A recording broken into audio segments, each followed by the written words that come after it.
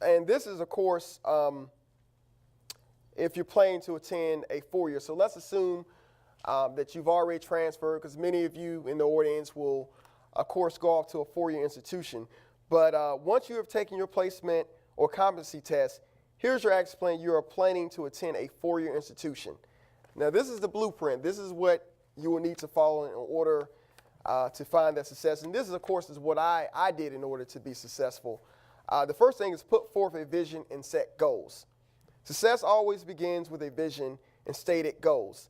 By setting goals, you remain focused on what it is you need to do. Ask yourself daily, am I moving closer to my goal or am I regressing? Number 2, attend orientation. If there is an orientation program offered by your institution, be sure to attend it. At most institutions, orientation programs are offered either in the summer or the first week of school. Orientation is designed to enable you to have a smooth transition into the institution. During orientation, you will have the opportunity to learn about academic and social expectations, meet other students, and learn about the university's services and resources. Orientation is so important in part because it's really giving you a sense of what to do. I've always sort of compared college to this analogy of you're being dropped off in a foreign land and you might not necessarily know the language. And so orientation is the beginning of you learning about that language. Because as we know, in college, there's so many terms that we're trying to figure out, and we're just trying to figure out what works, what doesn't work, where to go when we need help. Because it's not a question of if you need help, it's a question of when and where to go once that happens. Number 3, go to the cashier bursar's office. Be sure that your finances are in order. Pay all of your bills, or be sure to secure a payment plan. Also, keep all your receipts. Everyone, a lot of students in my dealings as an administrator would love to blame this college for not keeping track of their information, but it is your responsibility to keep track of all your information. Because when you have so many students going through a system or registering at the same time, it's easy for things to get lost. The people that are working there, they work extremely hard, and of course they're not perfect. So part of that burden belongs to you in terms of making sure that you stay organized and on top of things. Get your student identification card. At most institutions, the student identification card has multiple purposes. For instance, the university card will allow you access inside your residence hall if you're living on campus. You may swipe it for meal purchases, laundry, and bookstore purchases. Also, find out what types of student accounts exist. Normally, student accounts are used to purchase books, meal plans, bookstore and vending items, and to use the printer or copiers in libraries and computer labs. Number 5, and this is, of course, if you're living on campus, secure housing. Be sure to secure your housing. If you're planning to live on campus, you can contact your housing or residence life office. If you do not plan to live on campus, this office usually has a relationship with landlords off campus. No matter where you choose to live, you will need to fill out a housing application. When filling out a housing application, you need to pay the application fee and put down a security deposit. Present a form of identification that will be a driver's license or student identification card, and provide proof of income if you're planning to live off campus. Number 6, get your meal plan. Decide if you want to get a meal plan if you live on campus. Some institutions require you to purchase a meal plan. Now, before you purchase and activate your meal plan, you should ask if it is required. Because a lot of times, institutions are businesses just like any other business. They'll sometimes give you a meal plan without you having to ask for it. So make sure you ask, do you need this meal plan? And let's say you want the meal plan, make sure you get it adjusted, because sometimes you don't eat 4 or 5 times a day, but that's the meal plan they'll try to stick you with. So, be careful with that. Because if you do not ask, the institution may charge you for the meal plan without you ever formally sign up for it, like I was saying. Parking. If possible, before you arrive on campus, you should contact the parking services. Sometimes the office is the same as a campus police office, and get a temporary pass so you won't get towed or get one of those good tickets that you can get on college campuses. Now, number 8 is really important. You want to schedule an appointment with your academic advisor. By meeting with an academic advisor, you can receive help in creating a manageable academic schedule. One of the biggest mistakes that I nearly made when I first started community college was I thought I knew everything, so I created my own schedule my first semester. And when my academic advisor saw it, she laughed at me. She said, "Do you want to have a successful first semester or do you want to fail?" Because I wanted to take maybe biology, political science, and something else. But, I took her advice, I listened to her, and we were able to get me a really good schedule. Because this is important to start off out the gates with a really high GPA. Your GPA when you're in college is pretty much everything. And here's the magic thing that most students don't know. Oftentimes, after that first semester or first year, the students who came in with a scholarship, they end up losing that scholarship. Well, guess what? They still have to give that money away to someone. So they'll give it away to the students who do the best. So keep that in mind as you're going through your process. I know I got about 2 scholarships like that. One student had to leave school, but they still had that money available because some of this money is federal money, and the schools are obligated to give that money away. So just be sure that you keep your grades up. I suggest that you make your first semester a very light semester so that you have a greater chance of attaining a higher grade point average, or GPA. Remember, your GPA is everything, like I was saying, during your first year. Your advisor also may have pertinent information concerning various instructors and faculty members, such as their teaching style and grading tendencies. They also can assign you your PIN number or passcode so that you can register for your classes online. At that point, I'm actually going to pause it there and just answer any questions that I'm sure your curious minds may have.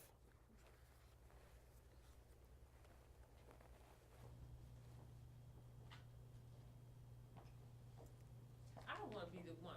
So someone has to have a question, but who should they get to know on a community college campus? There are strategic and key people that they should know. Can you share that with them? Oh, sure. And I think that's somewhere in the book here. But I'll go off the top of my head. Well, obviously, as I said before, your academic advisor. Nothing starts without meeting with them and having a good relationship with your academic advisor, too, because they can give you some inside information. I think it's important to have a great relationship with your professors. And my emphasis here is week 1.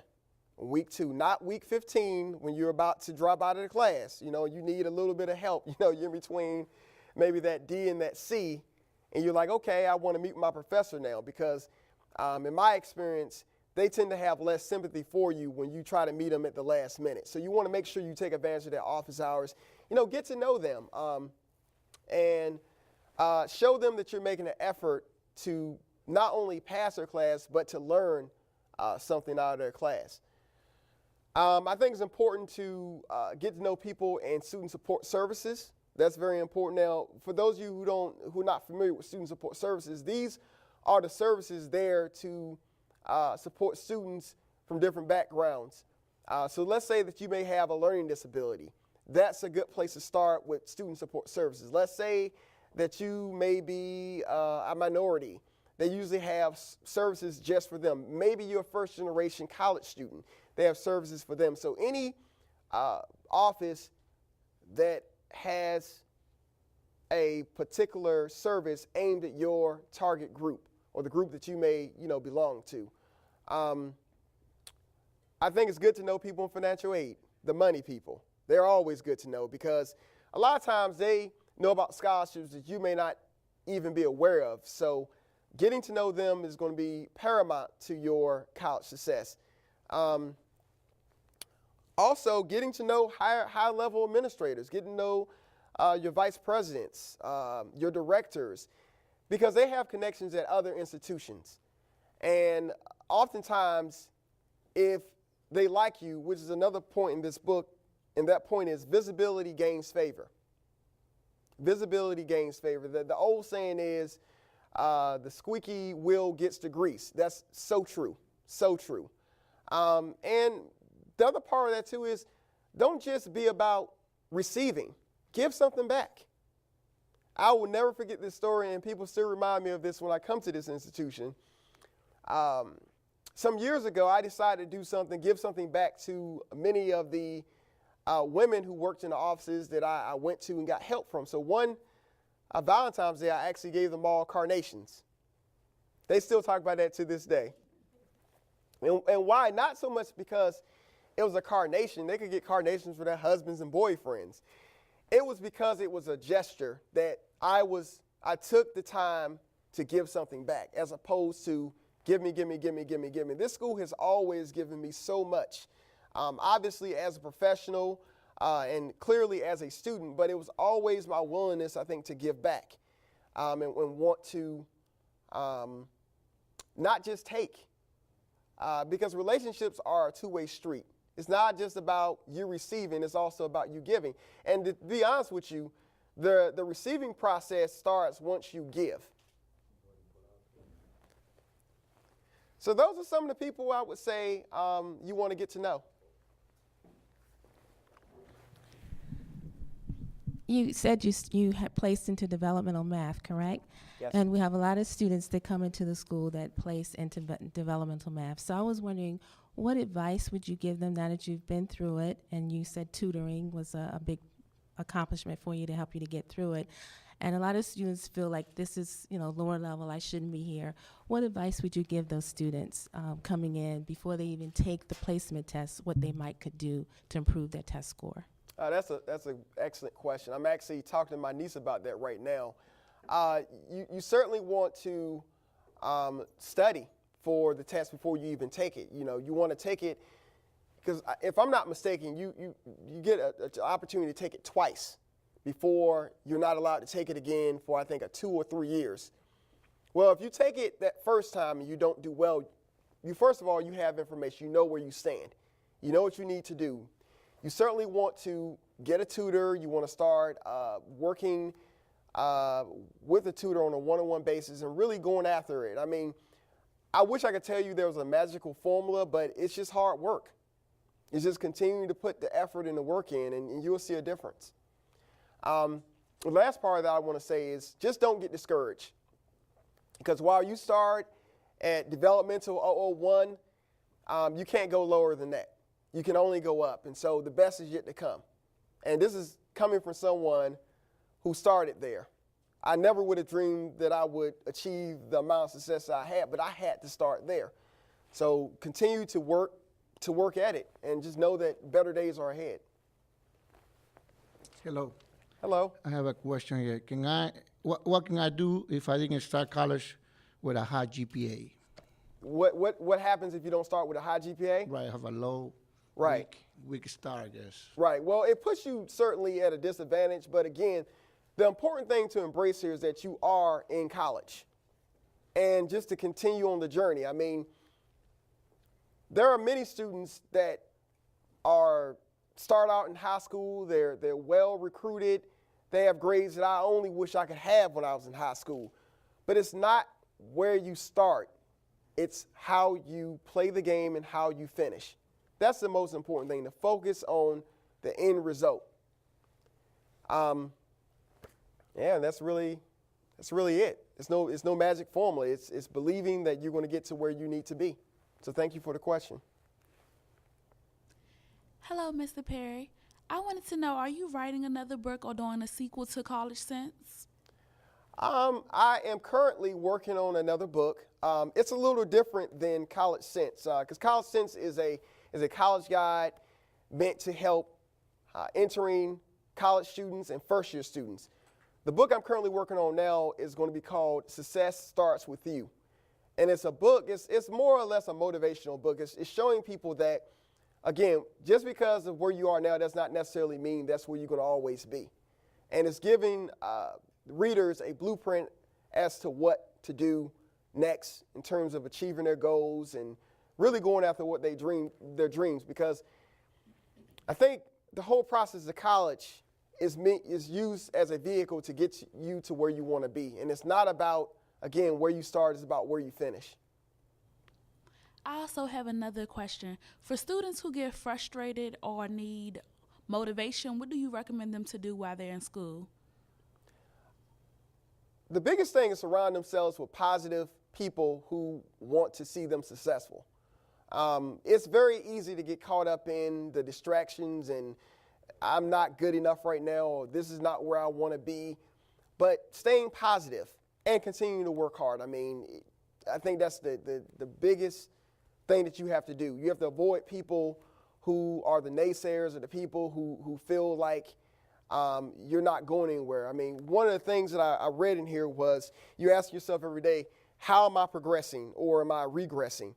Really important, because a lot of people that you surround yourself with, you are the average, you're the sum of the 5 people that you're closely associated with. And so if all 5 of those people are negative all the time, chances are that you will be a product of that negativity. So you have to be willing to let go of the people who may not necessarily be benefiting you. I mean, I lost a lot of friends on my way to success, and I don't feel bad about it. It's just part of that process, and you have to be okay with that. And there's nothing wrong with you, because there's a lot of people out there that's going to tell you what you can and cannot have, and half the time, they don't even do them things themselves. So just keep moving forward and surround yourself with like-minded people who want to see you successful. Thank you. You're welcome. Hello, Mr. Perry. Hey, how are you? Hi, I'm fine. Do you have any tips on campus safety? Campus safety. Yeah. Okay. One of the tips I would say is make sure that you have the number of the campus security or campus police in your phone, because you never know when you may be witnessing a situation or you may be experiencing it yourself. So you want to make sure that you have that number. Not to be mistaken for 9/11, because I think a lot of times when people are in trouble, that's what we've been taught to do, to call, 9/11. I think what you have to do is you have to make sure that you are very much aware of the campus security or campus police number. That's one thing to do. And then obviously the other thing too, just use good common sense. I mean, I can't say enough about that. I mean, lock your doors. Understand that college campuses are, as much as they try to make them safe, they are just as susceptible as any other place, on the planet. And so making sure you lock your things up, making sure that, if you're going to go in a place that may not necessarily be well lit, you maybe want to go with someone else. Things like that, I think, would make a difference. Thank you. Thank you.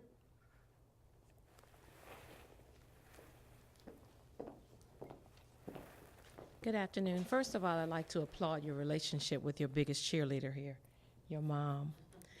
As a parent of a high school student and also an employee here, what are some of the pointers and some of the things that people may have said to you or did for you that encouraged you to go on? Well, I think for me, I had a lot of different mentors. Some of them chose me. Some of them I chose. But the biggest encouragement I think that I got was just to continue to work hard and press forward. I mean, I know that sounds very cliche, and we